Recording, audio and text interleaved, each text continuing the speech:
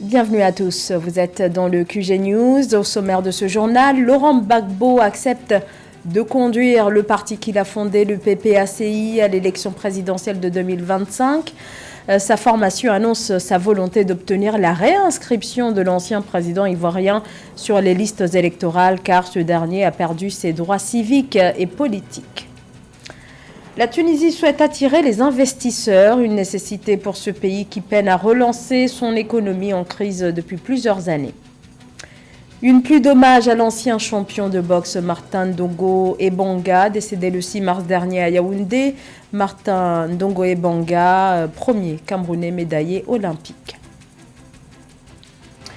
La campagne électorale qui a commencé après un mois d'incertitude se poursuit au Sénégal avec les premières caravanes électorales hier dimanche. Premier meeting également comme celui de la coalition du candidat Bassirou Diomaye Faye, dauphin du leader de l'opposition Ousmane Sonko emprisonné et condamné dans plusieurs affaires judiciaires.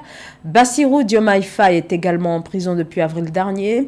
Alors c'est en début de journée devant le domicile de l'opposant Ousmane Sonko qu'est partie la caravane de la coalition en ce début de campagne. Une période raccourcie à cause du report de l'élection présidentielle qui va finalement se tenir le 24 mars. 19 candidats sont en lice. L'ancien président ivoirien et opposant Laurent Gbagbo accepte d'être candidat à l'élection présidentielle de 2025 pour le PPACI, qu'il a désigné comme tel. Pour son parti, l'ancien président est actuellement le seul capable de mener cette bataille politique. Seulement voilà, Laurent Gbagbo est inéligible. Marie-Roger Coyot. À quelques mois de la présidentielle prévue en 2025 en Côte d'Ivoire, les partis politiques sont en pleine préparation. À l'approche de cette échéance, le Parti des peuples africains de Côte d'Ivoire, PPACI, se mobilise pour une éventuelle victoire. À l'issue d'une réunion tenue samedi 9 février 2024, le comité central du Parti des peuples africains a désigné l'ancien président ivoirien Laurent Gbagbo comme son candidat à la présidentielle de 2025. Le comité central, par la voie du président exécutif, a proposé ma candidature pour 2025. 2 fois déjà, j'ai donné des réponses que certains camarades ont trouvées décourageantes, ont trouvées ambiguës. Donc, l'heure est venue de répondre. Je réponds oui. De retour sur la scène politique en octobre 2021, Laurent Gbagbo s'était montré déterminé à propulser son parti, le PPACI, dans la cour des grands. Le candidat reste pourtant inéligible car ne bénéficiant pas de l'amnistie, un premier obstacle à franchir dans cette course à la présidentielle. Toutefois, le PPACI entend s'efforcer de rétablir ses droits avant les préliminaires de la présidentielle de 2025. La première priorité, c'est l'inscription du président Laurent Gbagbo sur la liste électorale. Nous devons engager tous nos efforts pour que la CI ne soit pas la CI d'aujourd'hui, dont on a connu les limites. Donc le parti va se mettre en ordre de bataille pour mener ces batailles-là, pour que les élections soient organisées de façon crédible, de façon transparente et de façon inclusive dans notre pays. Bataille donc pour l'inscription du président Laurent Gbagbo sur la liste électorale, bataille pour que les conditions d'élection crédibles soient réunies. Acquitté par la justice internationale de crimes contre l'humanité commis lors de la crise post-électorale de 2010-2011, Laurent Gbagbo avait été condamné en 2018 par la justice ivoirienne à 20 ans de prison pour le braquage de la Banque centrale des États d'Afrique de l'Ouest, BCEAO, en 2011. Gracié en 2022 par le président Alassane Ouattara, mais pas amnistié, Laurent Gbagbo ne jouit pas de ses droits civils et politiques. Pour rappel, Laurent Gbagbo, 78 ans, a dirigé la Côte d'Ivoire du 26 octobre 2000 au 11 avril 2011. La crise diplomatique continue entre les deux pays depuis la signature en début d'année de l'accord entre l'Éthiopie et le Somaliland sur le port de Berbera. Cet accord devait garantir à l'Éthiopie enclavée un accès à la mer Rouge. Mogadiscio, qui dénonce une violation flagrante de sa souveraineté sur un territoire séparatiste non reconnu par la communauté internationale, appelle à l'abrogation de cet accord. Catherine Gombe. Le 7 mars 2024, lors d'une réunion extraordinaire des pays de la Communauté d'Afrique de l'Est, CAE, en Tanzanie, Hamza Abdi Barre, le Premier ministre somalien, a réitéré la volonté de son pays de résoudre pacifiquement le différend qui l'oppose à l'Éthiopie à condition que les autorités éthiopiennes abrogent l'accord relatif à l'accès à la mer Rouge conclu avec la région septentrionale du Somaliland. Nous avons essayé de notre côté de faire preuve de retenue, mais leurs troupes sont ici et nous ne leur avons pas dit de partir. Leur ambassade est ici et nous n'avons pas expulsé leur ambassadeur. Leurs avions sont venus ici, nous ne les avons pas arrêtés. Nous faisons tout ce qui est en notre pouvoir pour maintenir des relations de bon voisinage.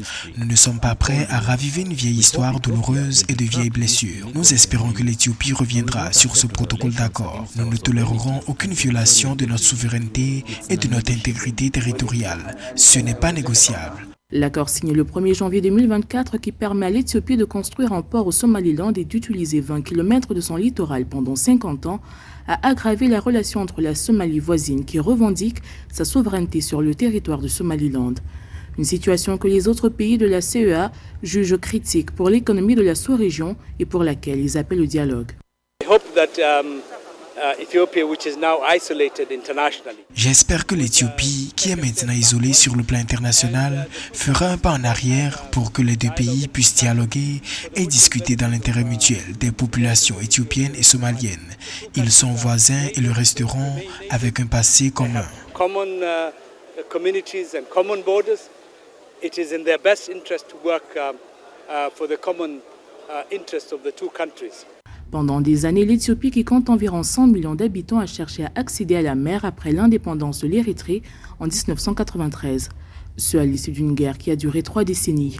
Le pays de la Corne de l'Afrique dépend actuellement de son voisin Djibouti pour la plupart de ses échanges maritimes. Focus maintenant sur l'état des investissements en Tunisie, où les autorités et les acteurs du monde des affaires insistent sur la nécessité d'œuvrer en faveur de la mise en place d'un environnement des affaires plus favorable dans un contexte économique fragile où le pays a plus que jamais besoin d'attirer les investisseurs. Marie-Raphaël Antelo. En Tunisie, le Conseil supérieur de l'investissement a adopté le 8 mars 2024 un ensemble d'incitations visant la consolidation des projets d'investissement dans le pays. Ces mesures interviennent dans un contexte marqué par une baisse de 2,25% de l'investissement au début de l'année 2024. Selon le Conseil, cette adoption a été faite dans le cadre de la poursuite de l'exécution des instructions du président de la République, Kais Saïed, afin de booster l'investissement dans le pays. La crise financière et économique de la Tunisie l'affecte en profondeur et parce que le pays est vraiment dans une sorte de déclin dû à ce déclassement d'année en année et cela c'est très très mauvais pour un pays qui était parmi les premiers. En Tunisie, le taux d'investissement était de l'ordre de 16,5% en 2023, associé à un taux d'épargne modeste de 10,8% et à une croissance faible. Ceci est dû à un environnement non favorable, se traduisant par la fermeture depuis 2019 de 433 entreprises industrielles, dont 212 dans le secteur des exportations, occasionnant la perte de 6 000 emplois. L'augmentation du taux d'intérêt par la Banque centrale de Tunisie et le recours massif de l'État au crédit intérieur ne sont pas de nature à favoriser la reprise escomptée de l'investissement, selon des économistes tunisiens. C'est un objectif possible et je pense que surtout le pays veut amorcer un processus économique, dynamiser l'économie et c'est un des aspects, mais c'est vraiment, ça reste quand même insuffisant. C'est mieux que rien. D'après le chef du gouvernement, Ahmed Achani, il est impératif de surmonter les différentes difficultés rencontrées afin de promouvoir l'investissement dans le pays, notamment en ce qui concerne les procédures administratives compliquées et d'œuvrer de concert afin d'améliorer le climat d'investissement et promouvoir l'économie nationale. L'Afrique du Sud est confrontée à un déficit de personnel de santé qui se traduit par moins d'un médecin pour 1000 habitants. Les écoles de médecine diplôment chaque année près de 1300 nouveaux médecins, ce qui reste insuffisant compte tenu de la taille de la population. entraînant une pénurie de plus en plus grave. Alors, face à l'urgence, le gouvernement annonce des mesures. Catherine Gombe. En Afrique du Sud, le système de santé est malade. Les formations sanitaires publiques du pays sont en pénurie de médecins. Selon les données officielles, le ratio médecins-patients du pays est de 0,31 médecins pour 1000 patients et plus de 21 000 postes de personnel médical spécialisé sont dans les 9 provinces du pays à pourvoir. Pour pallier le problème, le gouvernement a annoncé le recrutement de 200 nouveaux médecins dans la fonction publique. Des 800 candidatures que nous avons reçues, seuls 200 d'entre elles respectaient les conditions de validité. Ce sont ceux-là qui recevront des lettres d'entretien d'ici la fin du mois de mars. La pénurie de personnel médical affecte la mise en œuvre de l'assurance maladie nationale. Dans les 3700 établissements hospitaliers où les soins sont gratuits, l'on note un déficit d'équipement et de personnel médical. Une situation que le gouvernement explique par le manque d'engagement des médecins formés et l'afflux des cerveaux vers d'autres pays comme l'Australie, le Canada et la Nouvelle-Zélande. En 2022, plus de 5000 professionnels sud-africains ont émigré vers chacun de ces pays. Nous nous sommes assurés de vulgariser cette offre dans toutes les provinces pour un total de 1100 postes à pourvoir sans voir les gens accourir.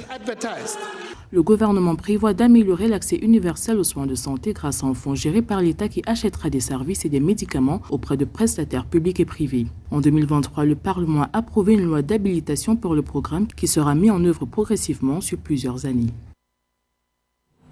Le monde de la boxe est en deuil. Les hommages se multiplient au Cameroun et au-delà depuis l'annonce du décès de Martin Ndogo Ibanga, disparu le 6 mars dernier. Il avait 57 ans.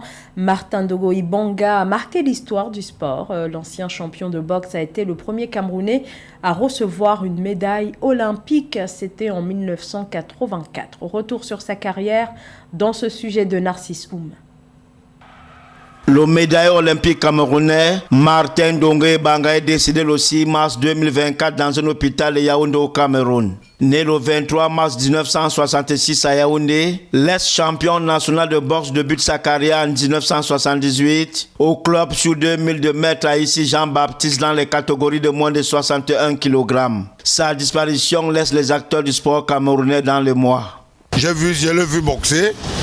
C'est un grand qui a accueilli les petits frères, qui voulait aussi faire la carrière comme lui. C'est un gars vraiment qui aujourd'hui n'est plus là. C'est une tristesse pour la boxe camerounaise. Ça me fait très mal. Parce que Ndogo Ibanga était vraiment le précurseur de la boxe. C'est quelqu'un avec qui on a beaucoup œuvré et c'est lui qui a initié le fait qu'il faudrait que la boxe revienne aux boxeurs. La détermination et l'ardeur au travail de Martin Ndogo Ibanga le conduisent aux Jeux d'Afrique centrale d'Angola et aux Jeux olympiques de 1984 où il remporte une médaille de bronze. Le premier combat, j'ai gagné par KO au premier round. Le deuxième combat, c'était aussi par KO. Et le troisième combat, c'était en demi-finale. Au point. Avec 2 participations aux Jeux olympiques, 10 titres de champion du Cameroun et plusieurs sacres continentaux, le natif de Yaoundé tente une aventure professionnelle du côté de Luxembourg avant de prendre sa retraite en 1996. Martin Ndogo Ibanga devient par la suite entraîneur, transmettant sa passion et son savoir-faire aux jeunes générations de boxeurs camerounais. Il a également occupé des postes au sein de la Fédération camerounaise de boxe, contribuant ainsi au développement de ce sport dans son pays. C'était le journal de la rédaction. Merci à vous de nous avoir suivis. Restez sur Africa 24, l'actualité continue.